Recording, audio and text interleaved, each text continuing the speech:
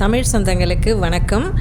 ஒரே இடத்துல இருந்துட்டு அப்படியே பேசிக்கிட்டே பதிவு போடுறத விட அப்படியே நம்ம ஒரு விலாக் மாதிரி ஒரு இயற்கை காட்சிகளை பார்த்துக்கிட்டே அப்படியே பேசுகிறது நல்லாயிருக்கும் அப்படின்னு சொல்லிட்டு எனக்கு தோணுச்சு. இப்போ நம்ம போயிட்டுருக்கிறது வேதாரண்யத்தில் ஆதனூர் அப்படின்ற ஒரு கிராமம். அங்கே மானங்கொண்டான் ஆறு அப்படின்னு சொல்லிட்டு இருக்குது. இன்றைக்கி எனக்கு வேதாரண்யத்தில் ஆதனூர் அப்புறம் மருதூர் வடக்கு இந்த 2 வில்லேஜில் எனக்கு ஒர்க் இருக்குது. நான் அதுக்கு போகிறேன். போகிற வழியில் என்னென்னலாம் சீனரிஸ் இருக்கோ அந்த இயற்கை காட்சிகளை ரசிச்சுக்கிட்டே தான் நான் போவேன். எப்போவுமே அது என்னுடைய பழக்கம். இந்த மானங்கொண்டான் ஆறு பாருங்கள், நான் போகிற வழியெல்லாம் அப்படியே வந்துட்டுருக்கு. வேதாரண்யத்துலேருந்து நம்ம திருத்துறைப்பூண்டிக்கு வாய்மேடு வழியாக போகிற ரூட்டில் தான் இந்த ஆதனூர் கிராமம் இருக்குது. இது மானங்கொண்டான் ஆறு. நான் ஏற்கனவே ஒரு ஷார்ட்ஸ் வீடியோவில் மானங்கொண்டான் ஆறு அப்போ மழை காலத்தில் நான் எடுத்திருப்பேன். இந்த இடம் பாருங்களேன், அப்படியே திரும்பி ஒரு வேறு டைரெக்ஷனில் போகும். அந்த இடம் ஒரு தீவு மாதிரி உங்களுக்கு தெரியும். நான் திருப்பி மறுபடியும் உங்களுக்கு அதை அழகாக எடுத்து காமிக்கிறேன். இப்போ தெரியுது பாருங்கள். இந்த மாதிரி ஆக்சுவலி ஆதனூரில் நான் ஒர்க் பண்ண வேண்டிய என்னுடைய ஃபீல்டு போயிடுச்சு. நான் தாண்டி போயிட்டேன். இப்போ ஆதனூர் வில்லேஜ் முடிஞ்சு அடுத்த வில்லேஜ்க்கு வந்துட்டோம் நம்ம. அப்போ என்னுடைய ஸ்டாஃப் அங்கே நின்றுட்டு இருந்தவங்க, நான் கை காட்டினேன், நீங்கள் நிற்காமல் போயிட்டீங்க, தெரியல, திரும்பி வாங்கன்னு சொல்லிட்டு டிரைவருக்கு ஃபோன் பண்ணாங்க. அதுக்கப்புறம் நாங்கள் கொஞ்சம் தூரம் உங்களுக்காக அந்த ஆரோடு பயணிச்சுட்டு மறுபடியும் நாங்கள் திரும்பி வருவோம். மறுபடியும் உங்களுக்கு அந்த இடத்த நான் காமிக்கிறேன். அந்த ஷார்ட்ஸ் போட்டிருந்தேன்னு சொன்னேன் இல்லையா, அது பார்த்திங்கன்னா அந்த மழை காலத்தில் நம்ம எடுத்தது அவ்வளோ அழகாக இருக்கும். இப்போ நாம் வண்டியை திருப்பிட்டு மறுபடியும் அதே சீன்ஸ் உங்களுக்கு காமிக்குவோம். அப்படி காமிக்கும்போது உங்களுக்கு அந்த தீவு மாதிரி ஒரு ஏரியா வரும்னு சொன்னேன் இல்லையா, அந்த மானங்கொண்டான் ஆறு நேராக வரும், இடையில கொஞ்சம் திரும்பி வேறு டைரெக்ஷன்லேயும் போகும். அந்த இடம் பார்க்குறதுக்கு அப்படியே தீவு மாதிரி இருக்கும். அந்த இடத்துல ஒரு கோயிலும் இருக்குது, வீரன் கோயில்னு சொல்கிறாங்க. ரோட்டுக்கு இந்த பக்கம் தூண்டிக்காரன் கோயில் இருக்குது. மறுபடியும் நாங்கள் திருப்பி ஆதனூர் வில்லேஜுக்கு வரோம் பாருங்கள். போகும்போது பார்த்தோம் இல்லையா, ஆதனூர்னு இப்போ எழுதியிருக்குல்ல, அதுக்கு பின்பக்கமாக நன்றி மீண்டும் வருகன்னு இருக்கும். அந்த இடம் தான் அது. இந்த இடம் தான் நான் சொல்கிறது. அந்த நான் போட்டிருக்கிற ஷார்ட்ஸ் வீடியோவில் பார்க்கும்போது மழை காலத்தில் எடுத்தது தண்ணி அப்படியே நிறைஞ்சு ஒரு செம சீனரிஸாக இருந்துச்சு. நான் அதோடைய லிங்க் நான் இப்போ ஐகார்டில் கொடுக்குறேன். ஐகார்டை கிளிக் பண்ணிங்கன்னா நீங்கள் அந்த ஷார்ட்ஸை பார்க்கலாம். இப்போ நாம் திரும்பி வர்றதுனால இந்த ரூட் திருத்துறைப்பூண்டிலேருந்து வேதாரண்யம் போகிற டைரெக்ஷனில் இப்போ நான் காமிக்கிறேன். இப்போ நாங்கள் எங்கள் ஃபீல்டு வர இடத்துல நான் நிறுத்துவேன். அங்கே பார்த்தீங்கன்னா அங்கேருந்து வேதாரண்யேஸ்வர சுவாமி திருக்கோயிலுக்கு எவ்வளோ தூரம் அப்படின்னு சொல்லிட்டு ஒரு போர்டும் இருக்குது. அதை வச்சு நீங்கள் பார்த்துக்கலாம் நாங்கள் எந்த இடத்துல இருக்கோம் அப்படின்றது. உங்களுக்கு ஒரு லேண்ட்மார்க்குக்காக தான் சொல்கிறேன். ஏன்னா சப்போஸ் நீங்கள் வேதாரண்யம் வரும்போது அங்கேருந்து திருத்துறைப்பூண்டி போகும்போது நம்ம இந்த வீடியோ பார்த்தோமே, இந்த மானங்கொண்டான் ஆறு எப்படி இருந்தாலும் நம்மளை கவர்ந்துடும். ஏன்னா அவ்வளோ பெரிய ஆறாக ஓடிட்டுருக்கும். அந்த மானங்கொண்டான் அப்படின்ற பேர் நான் அந்த கிராம மக்கள்கிட்ட விசாரிப்பேன், ஏன் மானங்கொண்டான் ஆறு அப்படின்னு சொல்லி. அவங்க சொல்லுவாங்க, இல்லை இது வானங்கொண்டான், பேச்சு வழக்கில் மானங்கொண்டான் இருக்குது அப்படின்னு சொல்லி. நான் இப்போ கிராம கணக்குகளில் என்னென்னு இருக்குது அப்படின்னு சொல்லிட்டு நான் செக் பண்ணேன். அதுலேயும் மானங்கொண்டான் ஆறு அப்படின்னு தான் இருக்குது. நம்ம பேச்சு வழக்கில் மானம்னு தானே சொல்லுவோம், அதனால் மானங்கொண்டான். அதாவது எவ்வளோ மழை பெஞ்சாலும் தாங்குமா.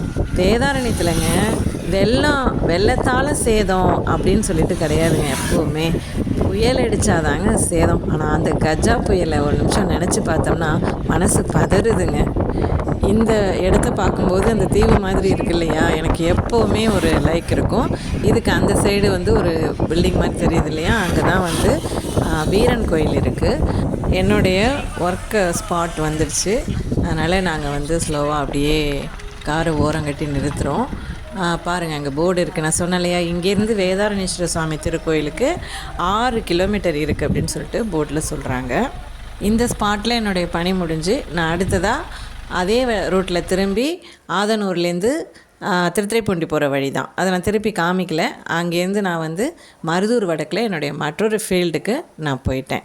இங்கே தான் அந்த கஜா புயலை பற்றி நான் உங்ககிட்ட பகிர்ந்துக்கணும் அப்படின்னு சொல்லிட்டு நினைக்கிறேன். ஏன்னா இங்கே இருக்கக்கூடிய சூழல் அப்படி இருக்கும். ஏன்னா சவுக்கெல்லாம் பார்த்தா இப்போ புதுசாக போடுறாங்க. கஜா புயலுக்கு முன்னாடி அவ்வளோ பெரிய அடர்ந்த காடுகள், நிறைய என்னென்னா பனைமரம், தென்னை மரங்கள், அதுக்கப்புறம் மாமரங்கள், முக்கியமாக புளிய மரம், எல்லா வகையான மரங்களும் இங்கே ரொம்ப அடர்ந்து வனப்பமாக காணப்படுங்க. அது எல்லாமே அடியோடு போச்சுங்க அந்த கஜா புயலில். ரொம்ப சோகமான ஒரு நிகழ்வு அது. கஜா புயல் வந்து கிட்டத்தட்ட ஒரு 6 வருஷம் முடிய போகுதுங்க. 2018 நவம்பர் மாதம் 15ஆந்தேதின்னு நினைக்கிறேன். அந்த கஜா புயல் வந்து நினச்சாலுமே இன்னும் வந்து ஒரு மனசு ரொம்ப பதட்டமாக இருக்கும். என்னென்னா அன்னைக்கு பார்த்திங்கன்னா அந்த மாதிரி ஒரு புயல் அடிக்கும் அப்படின்ற மாதிரி சூழலே இல்லை. நாங்கள்லாம் நாகப்பட்டினத்தில் இருக்கோம். மாவட்ட நிர்வாகத்தில் வந்து எச்சரிக்கை விட்டிருந்தாங்க. ஒரு மழை கூட இல்லைங்க அப்போது. அதனால் எங்கே இதெல்லாம் நடக்க போகுது அப்படின்னு தான் இருந்தோம். ஆனால் மாவட்ட நிர்வாகத்தில் வந்து கட்டாயமாக வந்து மக்களெல்லாம் வந்து ஒரு பாதுகாப்பான இடத்துக்கு கொண்டு போயிட்டாங்க. ஆனாலும் இந்த அளவுக்கு வேகமாக காற்று வீசும்னு எதிர்பார்க்கல. மணிக்கு 150 கிலோமீட்டர் வேகத்தில் வீசிடுச்சு. அதுவும் வந்து வேதாரண்யம், நாகப்பட்டினம் மாவட்டத்தை பொறுத்த வரைக்கும் வேதாரண்யத்தில் வந்து ரொம்ப சேதம். அந்த வேதாரண்யமே வந்து ஒரு தீவு போல் துண்டிக்கப்பட்டுருச்சு. ஏன்னா பல்லாயிரக்கணக்கான மரங்கள் வந்து சாஞ்சு விழுந்துருச்சு. மின் கம்பங்கள், ஃபோன் கூட நம்மளால் கான்டாக்ட் பண்ண முடியலங்க. அந்த மாதிரி ஒரு தொடர்பு அற்ற ஒரு தீவாக அது வந்து மாறிடுச்சு. அங்கே இருந்த மக்கள் வந்து ரொம்ப பரிதவிச்சு போயிட்டாங்க. இதெல்லாம் எதுக்கு சொல்கிறேன்னா, இப்போ நான் வந்திருக்கிற வழியெல்லாம் பார்க்குறீங்க இல்லையா, மரங்கள் இதெல்லாம். அதுக்கப்புறம் அவங்க வந்து எப்படி வந்து ஜப்பான் இதில் வந்து நாகசாகி ஹிரோஷிமாவில் இதுக்கப்புறம் அவங்க எப்படி மீண்டு வந்தாங்களோ அந்த மாதிரி இவங்க மீண்டு எப்படி வந்திருக்காங்கங்கிறத காமிக்கிறதுக்காக தான் நான் இதை உங்களுக்கு படம் பிடிச்சு போட்டிருக்கேன். என்னோடய ஒர்க் பிளேஸ்க்கு நான் வந்துட்டேன். இடையில வந்து இந்த வாய்க்கால் பாருங்கள். வாய்க்காலில் வந்து கோரை வந்து அழகாக இருந்துச்சு. வெறும் கோரை தான் இருக்குது, ஆனால் நல்ல ஆள் உயரத்துக்கு நல்லா வளர்ந்துருந்துச்சு. அப்போ அது எப்படி ப்ரீஸில் அது எப்படி ஆடுது பாருங்கள். அந்தளவுக்கு காற்று வீசிகிட்டு இருந்துச்சு. நல்லா இருந்தது அந்த இடமே பார்க்குறதுக்கு. அதனால தான் நான் அந்த கோரை எப்படி அசைந்து ஆடுதுங்கிறது உங்களுக்கு எடுத்திருக்கேன். ஓகேங்க. இப்போ பாருங்கள், சவுக்கெல்லாம் வந்து நிறைய தோட்டமாக வச்சுருப்பாங்க. இப்போ தான் போட்டு வளர்த்துட்டு வராங்க. சின்ன செடிகளும் இப்போ வைக்கிறாங்க. பாருங்கள், நல்ல ஒரு மத்தியான நேரம். அந்த ஏரியா பார்த்திங்கன்னா அப்படியே பனைமரம், தென்னை மரம் இருக்கும், சவுக்கு இருக்கும், மாமரம் இருக்கும், எல்லாமே இருக்கும். இப்போ என்னுடைய பணி முடிஞ்சிருச்சு. என்னுடைய கார் இங்கே தான் நிறுத்தி வச்சுருந்தோம். அதனால் அங்கே வந்துட்டு மறுபடியும் அதே ரூட்டில் நாங்கள் போகிறோம். அதாவது நாம் இப்போ எங்கேருந்து வந்தோம், வேதாரண்யத்துலேருந்து ஆதனூர் பார்த்துட்டு வந்தோம். ஆதனூர்லேருந்து நம்ம மருதூர் வடக்கு வந்துட்டோம். இப்போ அதோட என்னுடைய அந்த 2 வில்லேஜையும் நான் கவர் பண்ணிட்டேன். மருதூர் வடக்குலேருந்து நான் இப்போ நாகப்பட்டினம் போகணும். அப்போ சொன்னாங்க, கரியாப்பட்டினம் வழியாக போங்க, திருப்பி வேதாரண்யம் போக வேண்டாம், சுற்று அப்படின்னு சொன்னாங்க. சரின்னு நாங்கள் கரியாப்பட்டினம் ரோட்டுக்கு போகிறோம். பாருங்கள், இப்போ நம்ம ஃபீல்டு நின்றுட்டு இருந்தோம் இல்லையா, அங்கேயும் தாண்டி தான் போகிறோம். சவுக்கு வந்து எவ்வளோ போட்டிருக்காங்க, சின்ன சின்ன கன்றும் நட்டு வச்சுருக்காங்க. வளர்ந்த நிலையிலையும் சவுக்கு இருக்குது. ஆனால் கஜா புயலப்போ எல்லாமே அடியோடு விழுந்துடுச்சுங்க. மாமரெல்லாம் கூட இப்போ புதுசாக அவங்க வச்சு வர்றது தான்.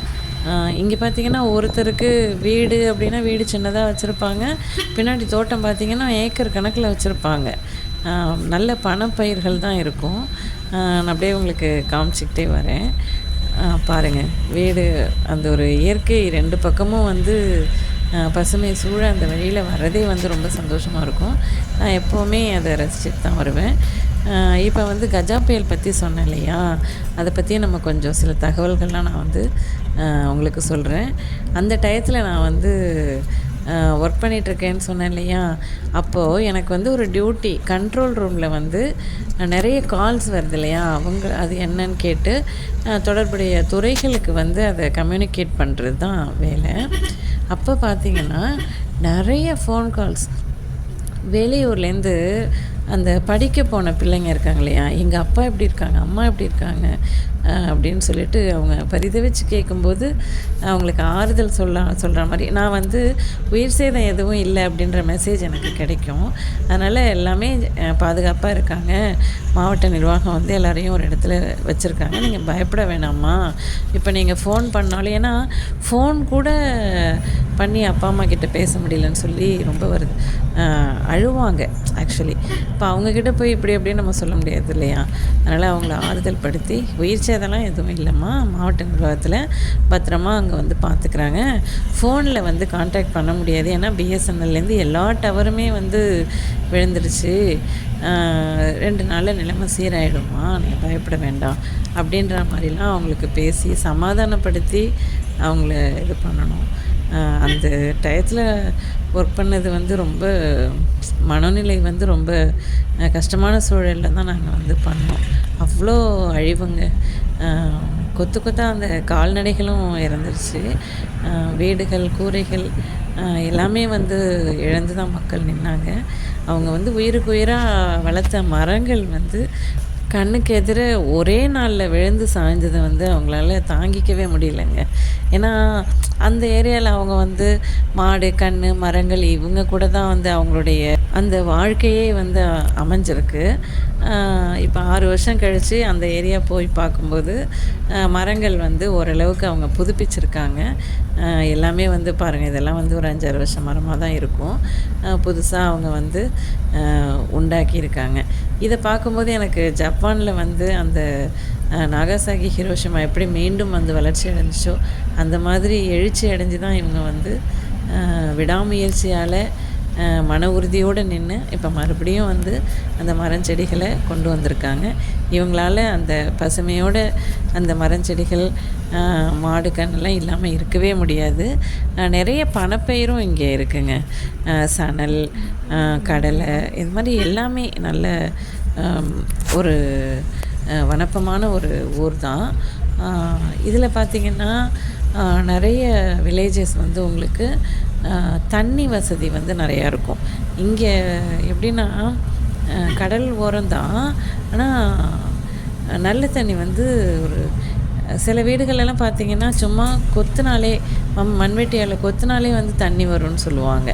அந்தளவுக்கு நல்ல ஒரு மண்வளமும் நீர்வளமும் முக்கிய இடம். அதனால தான் எது வச்சாலும் உடனே வளர்ந்துரும் அப்படின்னு சொல்லுவாங்க. இப்போ வந்து நான் இன்னொரு நாள் வந்து உங்களுக்கு புஷ்பவனம் சைடு நான் வந்து காமிக்கிறேன். அந்த வழியாக நான் நாகப்பட்டினம் போகும்போது புஷ்பவனம் காமிக்கிறேன். இப்போ நாங்கள் வந்து கரியாப்பட்டினம் தான் போயிட்டுருக்கோம். போகிற வழியில் என்னென்னலாம் இருக்குது அப்படின்றது தான் நம்ம பார்க்குறோம். கரியாப்பட்டினம் ரயில்வே ஸ்டேஷன் வரும், அது தாண்டி தான் நம்ம வந்து கரியாப்பட்டினம் கடத்தருக்கு போவோம்.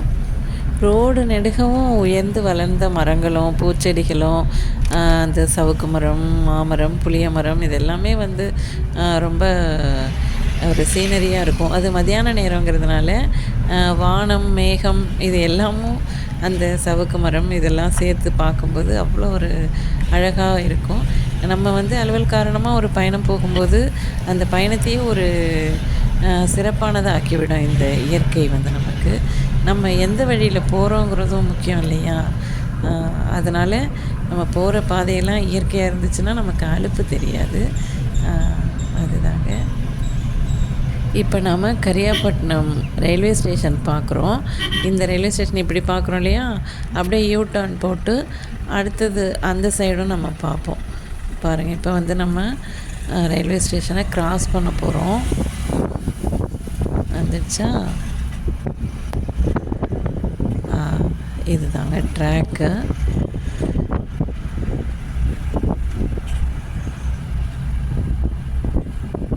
ஊர் பேர் வந்து கரியாப்பட்டினம். இயற்கை அழகு எப்படி இருக்குது பாருங்கள். நல்ல நீல வானம், வெண்மேகங்கள், எவ்வளோ அழகாக இருக்குது பாருங்கள். ட்ராக்கை நம்ம க்ராஸ் பண்ணிட்டோம். க்ராஸ் பண்ணதுக்கப்புறம் மறுபடி கரியாப்பட்டினம் ரயில்வே ஸ்டேஷன் ஃபேஸ் பண்ணியிருக்கு இல்லையா? அந்த சைடாக நம்ம போகிறோம். ஃபஸ்ட்டு பேக் சைடு வந்தோம், இப்போ அந்த சைடு நம்ம போகிறோம் யூ டர்ன் போட்டு. அது அப்படியே நம்ம வந்து நாகப்பட்டினம் ரூட் அது. இப்போ இங்கே வந்து நம்ம கரியாப்பட்டினம் கடத்தெரு போயிட்டு அது வழியாக தான் நம்ம வந்து நாகப்பட்டினம் ரூட் எடுக்கிற மாதிரி இருக்கும். இப்போவே வந்து 2:30 மணிக்கிட்ட ஆகிடுச்சு. அதனால் வீட்டுக்கு போக ஒரு 4 மணி ஆகிடும். அதனால் கரியாப்பட்டினத்தில் ஏதாவது டீ, காஃபி, ஸ்நாக்ஸ் எதுவும் சாப்பிட்லாம் அப்படின்னு சொல்லிட்டு ஒரு பிளான் பண்ணியிருந்தோம். சரின்னு சொல்லிவிட்டு நாங்கள் கடத்தெரு நோக்கி போகிறோம். அந்த இயற்கை அழகு எப்படி இருக்குது பாருங்கள். அந்த நீலவானம், எப்போவுமே நம்ம வந்து ஒரு ட்ராவல் பண்ணோம் அப்படின்னாக்கா ஜஸ்ட்டு சிட்டிங் இல்லாமல் நம்ம சுற்றி இருக்கிற இயற்கையை நம்ம வந்து ரசிச்சுட்டே தான் போகணும். அப்போ தான் நேரம் போகிறதே நமக்கு தெரியாது. அதுவும் இந்த வளம் நிறைந்த பகுதிகளை பார்க்கும்போது ரொம்ப ஆசையாக இருந்துச்சு. கஜா புயல் அப்போ வந்து அது ஒரு பெரிய கோர தாண்டவம் ஆடிடுச்சுங்க. உயிர் சேதம் இல்லைன்னா கூட நிறைய கால்நடைகள் இறந்தது. மரங்கள் கொத்து கொத்தா அப்படியே குத்துயிரும் குளிருமா அப்படியே சாஞ்சு கிடந்ததுங்க. மரங்களுக்கும் உயிர் இருக்குதானே, பார்க்கும்போது ரொம்ப கொடுமையாக இருந்துச்சுங்க. பேசிக்கிட்டே நம்ம கரியாப்பட்டினம் கடத்தெரு வந்துட்டோங்க. அங்கே வந்துட்டு ஒரு நல்ல பேக்கரியும் டீ கடையும் இருக்குதுன்னு சொல்லி சொன்னார் எங்கள் டிரைவரு. அதனால் ஒரு இடத்துல ஓரம் கட்டி வண்டியை நிறுத்திட்டு அவர் போய் வாங்கிட்டு வராரு.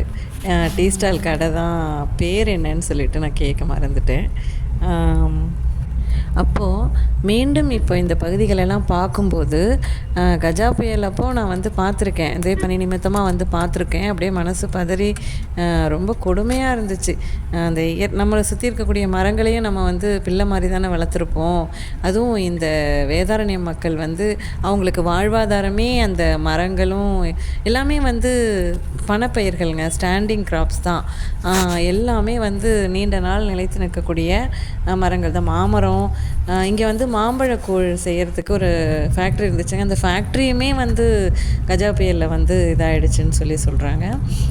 இப்போ மாமரங்கள் வந்து புதுசாக வச்சு அது இப்போ தாங்க காய்க்க ஆரம்பிச்சிருக்கு. பயங்கர லாஸ் தான் இந்த மக்களுக்கு. அங்கே நான் வந்து ஜப்பானில் எப்படி குண்டு போட்டதுக்கப்புறம் அவங்க மீண்டு வந்தாங்களோ அதே மாதிரி கஜா புயலுக்கு அப்புறம் வேதாரண்ய மக்கள் வந்திருக்கிறதா தான் நான் நினைப்பேன். அவங்களுடைய உழைப்பு வந்து மிக மிக மகத்தானதுங்க. இப்போ வந்து நம்ம மருதூர் வடக்குலேருந்து தானே கரியாப்பட்டினம் வழியாக நாகப்பட்டினம் போகிறோம். இப்போ இந்த மருதூர் வடக்குலேயே ஒரு இளம் விவசாயி இருக்காருங்க. அவர் மனைவியோட விவசாயிகள் குறைதீர்ப்பு நாள் கூட்டத்தில் கலந்துக்கிட்டப்ப அவரை பார்க்க நேர்ந்துச்சுங்க. அவர் வந்து திருமணத்துக்கு அப்புறம் மனைவி அழைச்சிக்கிட்டு விவசாயிகள் குறைதீர்ப்பு நாள் கூட்டத்துக்கு வந்திருந்தார். நீங்கள் என்னெல்லாம் பண்ணுறீங்கன்னு கேட்கும்போது இந்த கோழி கொண்டை பயிரிடுறது இதெல்லாம் பண்ணிகிட்ருக்கோம். இன்னும் 2-3 பயிர்கள் சொன்னார், எனக்கு சரியாக ஞாபகம் இல்லை. இப்போ கோழி கொண்டை வந்து நம்ம பூக்கள் மாலை இதெல்லாம் கட்டுறதுக்கு யூஸ் பண்ணுறோம் இல்லையா, அந்த தோட்டத்தை பார்க்கணுன்னு எனக்கு ரொம்ப ஆசை. திருப்பி எனக்கு மருதூர் வடக்கு வர வாய்ப்பு இருக்கும்போது நான் அந்த கோழி கொண்ட தோட்டம், அந்த இளம் விவசாயி இவங்களெல்லாம் பார்த்து நான் வந்துட்டு ஒரு வீடியோ வந்து நான் போடுறேன். இப்போ வந்து நாம் கரியாப்பட்டினம் வழியாக ஓரடியாம்புலம்னு ஒரு ஊர் இருக்குது, அது வழியாக அப்படியே நாகப்பட்டினத்துக்கு கிளம்புறோம். இன்றைக்கி நாம் வேதாரண்யம் வழியாக ஆதனூர் போனோம். ஆதனூரில் வந்து மானங்கொண்டானார் ரசித்தோம். அதுக்கப்புறம் மருதூர் வடக்கு வந்தோம். அங்கே வந்து இந்த சவுக்கு மரம், அது அப்புறம் நாணல் இதெல்லாம் வந்து எப்படி அந்த அசைந்து ஆடிச்சு, அப்புறம் வர வழியெல்லாம் எப்படி இருபுறமும் வந்து இயற்கை அழகோடு நம்ம வந்து கரியாப்பட்டினம் வந்து டீ சுழியன் சாப்பிட்டேன் நான். அங்கே நல்லா இருந்துச்சுங்க, பாசிப்பருப்பு போட்டு நல்லா வச்சுருந்தாங்க. அதுக்கப்புறம் அது வழியாக நம்ம நாகப்பட்டினம் வரோம். வேலையும் முடிஞ்சிருச்சு, இயற்கையும் ரசித்தாச்சு, கண்ணுக்கு நல்ல விருந்துங்க. அதுக்கப்புறம் அந்த ஓரடியாம்புலம்னு சொல்லிட்டு ஒரு இடம் வரும். அதுக்கும் கொஞ்சம் தூரத்தோடு அந்த இயற்கை அழகு மறைஞ்சிடும். ஏன்னா இங்கே நம்ம ஒரு கருவ மரம் கூட நம்ம பார்க்க முடியாதுங்க. அதுக்கப்புறம் கருவை காடுகள் வந்து அதிகமாக இருக்கும். ஏன்னா நீர்வளம் கொஞ்சம் கம்மின்னு நினைக்கிறேன். அதுதான் இந்த இடம்லாம் கொஞ்சம் நல்லாயிருக்கும். இதெல்லாம் கரியாப்பட்டினத்தோட அவுட்டர். இது ஓரடியாம்புலம் வரும். அதுக்கப்புறம் கொஞ்சம் தூரம் வரைக்கும் நல்லா இருந்தது. அப்புறம் டைம் ஆகிடுது இல்லையா, நாங்கள் வேகமாக வீட்டுக்கு வந்துட்டேன். ஏன்னா மத்தியானம் திருப்பி மறுபடியும் அலுவலகத்துக்கு போகணும் இல்லையா, அதனால். ஓகே சொந்தங்களே, ஆதனூர் கிராமத்தில் வந்து சாம்பலன் ஏரின்னு ஒன்று இருக்குது. 17 ஹெக்டேருங்க அது. அதை காமிக்க நான் மறந்துட்டேன். நெக்ஸ்ட் வீடியோவில் நான் வந்து அந்த இளம் விவசாயியை பார்க்கும்போது, ஆதனூர் வழியாக தான் நம்ம மருதூர் வடக்கு போவோம் இல்லையா, அப்போ அந்த சாம்பலன் ஏரியையும் இளம் விவசாயி அவங்களுடைய லேண்ட்ஸு, அவங்க பூக்கள் தோட்டம், பூந்தோட்டம் இது எல்லாத்தையும் பார்த்துட்டு உங்களுக்கு வந்து நான் வீடியோ போடுறேன். ஓரடியாம்புலம் அப்படின்னு ஒரு இடம் வரும்னு சொன்னேன் இல்லையா, அதையும் தாண்டிட்டோம். போர்டு பார்த்தீங்க இல்லையா. ஓகே சொந்தங்களே, இந்த வீடியோவை நீங்கள் முழுமையாக ரசித்து பார்த்ததுக்கு மிக்க நன்றி. என்னோடய எல்லா வீடியோஸையும் பார்க்குறதுக்கு மறக்காமல் என்னை சப்ஸ்கிரைப் பண்ணுங்கள், லைக் பண்ணுங்கள், ஷேர் பண்ணுங்கள் அண்ட் கமெண்ட் பண்ணுங்கள். இன்னும் உங்களுக்கு நிறைய சீனரிஸோட நிறைய இடங்கள் வந்து நான் உங்களுக்கு எங்கெல்லாம் போகிறேனோ அந்த வீடியோஸ் நான் போடுறேன். சந்திக்கக்கூடிய சாதனையாளர்களின் பேட்டிகளையும் நான் உங்களுக்கு வந்து இனிமேல் வர வீடியோக்களில் பதிவிடுறேன். சாதனையாளர் ஆகிறதுக்கு பணமோ வயதோ தேவையில்லை.